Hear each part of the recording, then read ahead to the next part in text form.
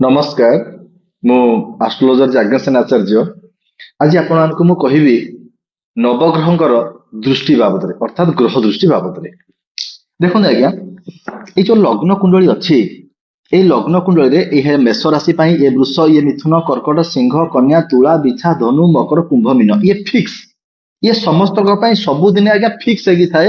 ଏଇ 12ଟା ଘର 12ଟା ରାଶି ପାଇଁ ଉଦ୍ଦିଷ୍ଟ। ବାସ୍। ବର୍ତ୍ତମାନ କଥା ହେଲା କି ଏଇ ଯୋଉ ନବଗ୍ରହ ଆଜ୍ଞା ଅଛନ୍ତି, ଏଇ ରବି, ଚନ୍ଦ୍ର, ମଙ୍ଗଳ, ବୁଧ, ବୃହସ୍ପତି, ଶୁକ୍ର, ଶନି, ରାହୁ ଏବଂ କେତୁ, ଏଇ ସମସ୍ତ ନବଗ୍ରହଙ୍କର ଗୋଟେ କମନ ଦୃଷ୍ଟି ଥାଏ। ସେଟା ହଉଛି ଆଜ୍ଞା 7 ନମ୍ବର ଘରକୁ।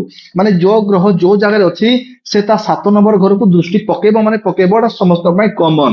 ତା ବାଦ ଆଜ୍ଞା ମଙ୍ଗଳ ଗ୍ରହର ଚତୁର୍ଥ ଏବଂ ଅଷ୍ଟମ ଦୃଷ୍ଟି, ଆଉ ଦୁଇଟା ଦୃଷ୍ଟି ଏକ୍ସଟ୍ରା ଥାଏ। ବୃହସ୍ପତି ଗ୍ରହଙ୍କର ପଞ୍ଚମ ଏବଂ ନବମ ଆଉ ଦୁଇଟା ଏକ୍ସଟ୍ରା ଦୃଷ୍ଟି ଥାଏ। ମାନେ ସପ୍ତମ ବାଦ, ସପ୍ତମ ବି ପ୍ଲସ ଏ ଦୁଇଟା। ଶୁକ୍ରଙ୍କର ତ ତାର ଗୋଟେ ଦୃଷ୍ଟି, ଶନିଙ୍କର ଆଜ୍ଞା ସପ୍ତମ ବାଦ ତୃତୀୟ ଏବଂ ଦଶମ ଦୃଷ୍ଟି, ରାହୁଙ୍କର ବୃହସ୍ପତି ଭଳିଆ ପଞ୍ଚମ, ସପ୍ତମ ଏବଂ ନବମ ଦୃଷ୍ଟି ଥାଏ। କେତୁଙ୍କର ମଧ୍ୟ ବୃହସ୍ପତି ଭଳିଆ ପଞ୍ଚମ, ସପ୍ତମ ଏବଂ ନବମ ଦୃଷ୍ଟି ଥାଏ। ଆପଣ ଭାବୁଥିବେ ଦୃଷ୍ଟିର ମିନିଂ କଣ? ମୁଁ ବୁଝେଇ ଦଉଛି। ସପୋଜ ଭାବି ନିଅନ୍ତୁ ଆପଣଙ୍କର ଲଗ୍ନ ହେଲା ମୀନ ଲଗ୍ନ, ଏଇଟା ହେଲା ଲଗ୍ନ, ଏଇଟା ଲଗ୍ନ। ସପୋଜ ଯଦି ଏଇଟା ଲଗ୍ନ ହେଲା ମୀନ ଲଗ୍ନ, 1 ନମ୍ବର ଘର, ତାହେଲେ ଏଇଟା ଡେଫିନେଟଲି 2 ନମ୍ବର ହବ, ଏଇଟା 3 ନମ୍ବର ହବ, ଏଇଟା 4 ନମ୍ବର, ଇଏ 5, ଇଏ 6, ଇଏ 7, ଇଏ 8, ଇଏ 9, ଇଏ 10, 11, 12 ଘର ହବ। କଥା କ୍ଲିୟର ହେଇଗଲେ? ସପୋଜ ଭାବି ନିଅନ୍ତୁ ଆପଣଙ୍କର ମୀନ ଲଗ୍ନ, ବୃହସ୍ପତି ଅଛନ୍ତି ସପୋଜ ବୃଷ ରାଶିରେ, ଏଇଠି ଅଛନ୍ତି ଦେବଗୁରୁ ବୃହସ୍ପତି। ସପୋଜ ମୁଁ ଆପଣ ଜାଣିବା ପାଇଁ କହୁଛି ଆଜ୍ଞା। ତା ମାନେ ହେଲା, ମୁଁ ଆଗରୁ ଆପଣଙ୍କୁ କହିଛି ବୃହସ୍ପତିଙ୍କର ଥାଏ ସପ୍ତମ, ପଞ୍ଚମ ଏବଂ ନବମ ଦୃଷ୍ଟି। ଦେଖନ୍ତୁ ଲଜିକ ବୁଝନ୍ତୁ। ବୃହସ୍ପତି ଏଇ ଲଗ୍ନ କୁଣ୍ଡଳୀ ପାଇଁ ତୃତୀୟରେ ଅବସ୍ଥାନ କରିଥିବାରୁ, ତୃତୀୟ ଘରେ ବୃଷ ରାଶିରେ, ପ୍ରଥମେ ସେଇ ଘରର ଫଳ ଦେବେ। ତୃତୀୟ ଘର କୋଉ ଘର ଆଜ୍ଞା? ତୃତୀୟ ଘର ହଉଛି ଏନର୍ଜି।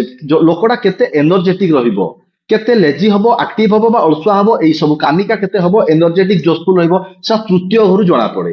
ଠିକ ସେଇଭଳିଆ ନିଜ କଲିଗ ଅର୍ଥାତ୍ ଭାଇ ଭଉଣୀଙ୍କ ସହିତ ସେ ବ୍ୟକ୍ତି ବିଶେଷର ସମ୍ପର୍କ କେମିତି ରହିବ, ସେଟା ମଧ୍ୟ ଏଇ ତୃତୀୟ ଘରୁ ଜଣା ପଡେ, ମାନେ ଥାର୍ଡ ହାଉସ ରୁ।